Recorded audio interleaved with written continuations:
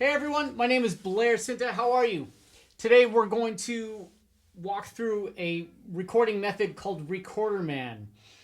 And this is a pretty cool setup. It's a stereo mic setup.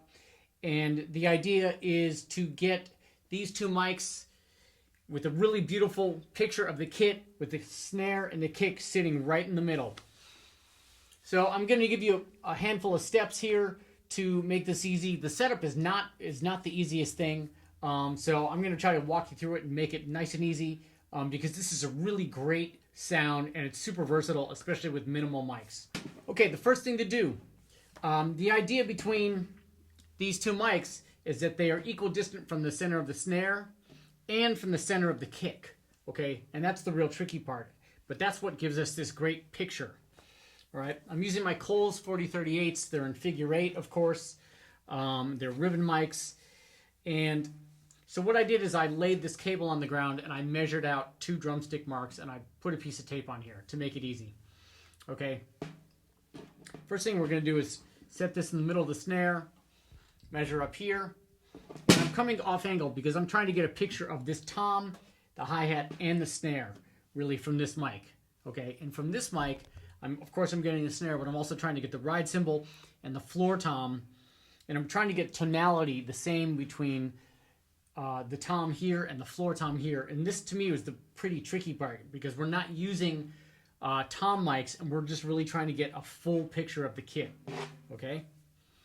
So we're going to measure 2 drumstick lengths here, 2 drumstick lengths here. All right, this one is a hair farther, but I've listened to it and we're all in phase. That's our first step. Next, the thing to do is you're going to take this cable and you're going to make a triangle between the snare, the mic, and the center of the kick. And the best way I found to do this is actually take the cable and hold it with your bass drum beater.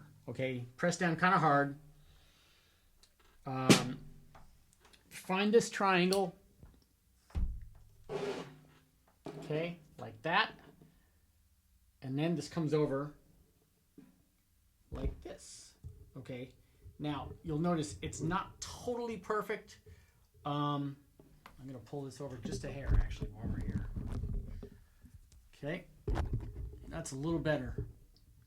All right. Again, I'm really trying to keep this floor tom in the picture here because working on this setup, I found that the rack tom sounded pretty full, and the floor tom sounded okay, but I was still missing some low end. So I'm really trying to keep this in the picture, and I'm really trying to keep this pointed at the snare so it sounds the same. Okay, so there's our first 2 things to reiterate. Make sure these are 2 drumstick lengths. The snare is 2 drumstick lengths from these, and then the bass drum is also equal distant. Okay, use this triangle method. Hold it with your kick drum beater. It's gonna shorten this process because, like I said, it's a bit tricky, especially with this one. You know, I've seen this different configuration. I've seen people put this directly over the snare and out here, but the most logical way to me seems like this. So we get more, if you're really facing the snare, then you're fighting to get the rack tom in and you're fighting to get the floor tom in over here. All right. So I think there's some play here where you can find your own angle on it, but this to me seems to be making a lot of sense. Next, you want to make sure your levels on these are exactly the same. Otherwise, that's going to push your kick and your snare either to the right or to the left if the levels are not balanced. I think you could use microphones in cardioid also. Omni would be cool too. Obviously, figure 8, we're going to get the back out of here. But the nice thing about figure 8 is we're getting some cancellation, especially if we have a crash cymbal over here. I have not to have a crash cymbal over here on purpose because I thought that would be a lot in here. And of course, depending on the song, you know, obviously this is a minimal setup. You know, you need what you need. So maybe you do need a crash cymbal over here, but we're just going to try to play balanced and make sure this is nice and balanced. So let's give a quick listen here on how this sounds.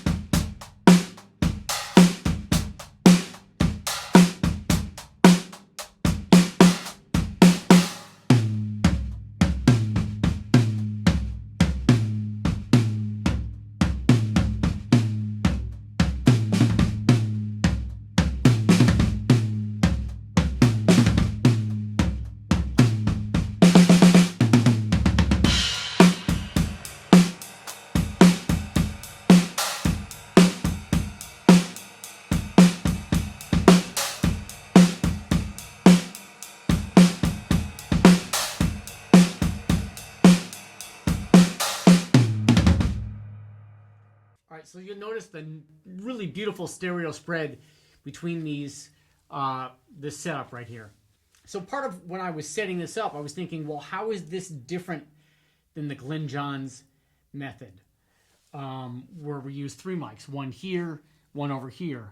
I think the biggest thing about this is the stereo spread that we're getting and really trying to capture a little more fullness of the floor tom and getting these toms a little more equally. That's just my thought. Obviously, the Glyn Johns adds a kick mic, and of course, I decided to add a kick mic, which we have out here. And again, I measured 2 drumstick lengths to that bass drum, and you'll notice I'll add the bass drum in here. It's, you know, it's a really great sound. So here we are with the kick mic added.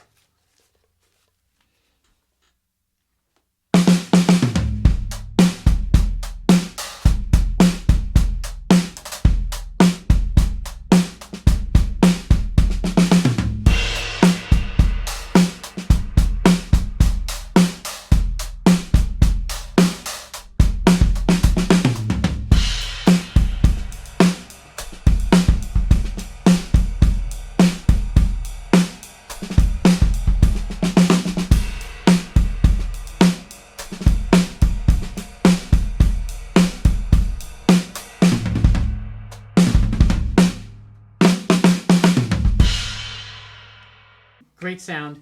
Again, I tried to get the kick mic in unity, so everything can be set at unity. Everything is balanced perfectly. There's really no mixing involved, unless, of course, you want to EQ. So right now you're listening to everything with no EQ. Everything is at unity. Next thing I thought, let's add a bottom snare mic. This snare mic right here is not on, and this overhead, if you can see that, not on. Bottom snare mic, which I'm using a AKG 414 in figure 8.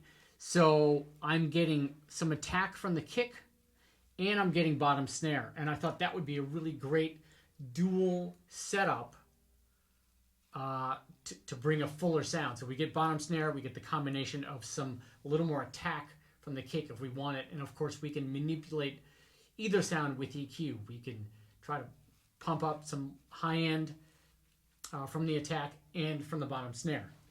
Let's add in bottom snare.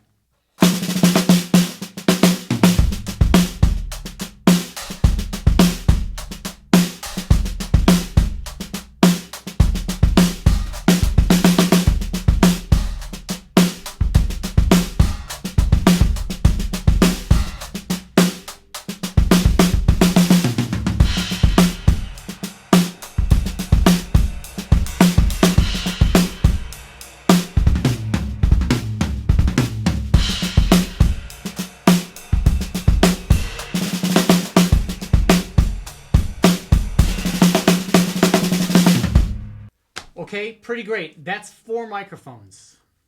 4 microphones. Really beautiful stereo sound.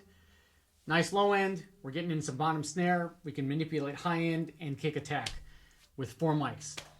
Okay, for fun, I decided to add this Copperphonic, which is new to me. It's a totally lo-fi affected mic. And of course, we can gate that. We can compress it. We can EQ it to its own liking. And then we have an effect.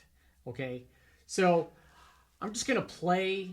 I'm going to go through some effects. I'm going to mess with the Copperphonic a bit, and we're just going to see what kind of sounds we can get with these 5 microphones. All right, really beautiful setup, minimal setup. Of course, playing balanced is going to be key. Setup could be key. We can try Crash Over Here. I'm not going to try it, but you could. And I think it's a pretty cool setup. All right. Recorder Man. I'm not promising that it's, the most authentic Recorder Man setup, because I've seen some differentiating opinions on it about this being a little more over here and this either being over the snare or over here. But this is the idea. All right. So let's mess with the Copperphonic.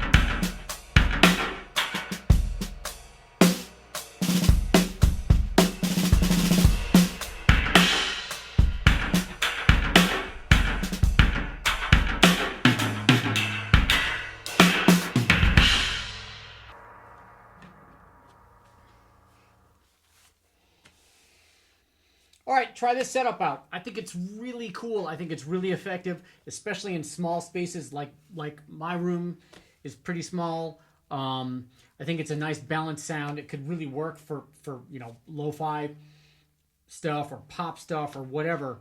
Of course, mess with EQ, and this could really, I think, really get a full huge sound where you need it.